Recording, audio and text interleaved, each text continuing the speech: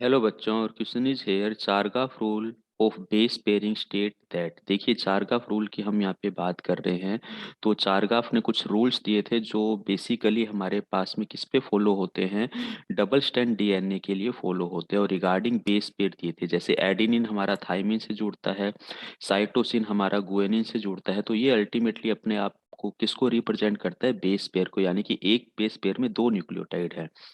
और इन्होंने ये बोला था कि जो प्यूरिन बेस पेयर होते हैं वो हमेशा किससे जुड़ेंगे, पिरामिडिन बेस पेयर से इनका हमेशा एसोसिएशन होगा। ठीक है, जैसा हम देख रहे हैं, एडिनिन हमारा थाइमिन से जुड़ता है डबल हाइड्रोजन बॉन्ड से, और साइटोसिन हमारा गुएनिन से जुड़ता है। पहला कंसेप्ट एक एक करके हम स्टेटमेंट देखते हैं। The ratio of purine to pyrimidine is रफली equal to all tested organisms. Yes, इन्होंने ये स्टेटमेंट बिल्कुल सही दिया है। बिल्कुल कहा गया था जो प्यूरिन बेस होते हैं, अगर इसके नंबर्स की बात करें तो ये बिल्कुल इक्वल होते हैं हमारे किसके, पिरामिडिन के।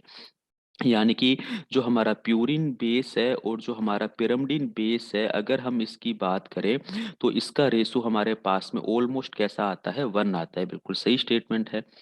नेक्स्ट हम बात करते हैं, the ratio of A to T is रफली equal to all tested organisms. Yes, जो हमारा यहाँ पर बात की जा रही है ए टू टी की, यानी कि ए और टी, जितने हमारे पास एडिनिन होंगे उतने ही हमारे पास थाइमिन होंगे, जितने हमारे पास साइटोसिन है उतने ही हमारे पास में क्या होंगे, गुएनिन होंगे। ठीक है, तो ये स्टेटमेंट भी बिल्कुल सही जाता है।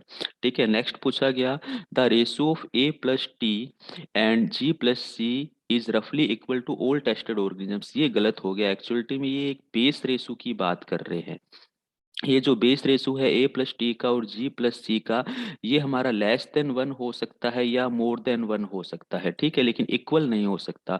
तो देखिए, अगर ए प्लस टी हमारे पास में ज्यादा है किससे, जी प्लस सी से, तो ये हमें क्या मिलेगा, तो हमें ये देखने को मिलता है बेस रेशो इस कंडीशंस के अंदर हमारा बेस रेशो क्या हो जाएगा, मोर देन 1 हो जाएगा। और यूकेरोटिक डीएनए हमें ऐसे देखने को मिलते हैं, जो यूकेरोटिक डीएनए होता है। ठीक है, अब हम बात करें, यदि हमारे पास में जी प्लस सी ज्यादा है, ए प्लस टी हमारे पास कम है, तो हमारे पास में ये जो बेस रेशो है हमारे पास में ये एक से कम मिलेगा, यानी कि एक बड़ा मिलेगा। और ऐसा प्रोकैरियोटिक डीएनए के लिए हमें देखने को मिलता है, ये 1 नहीं होता है बेस रेशो।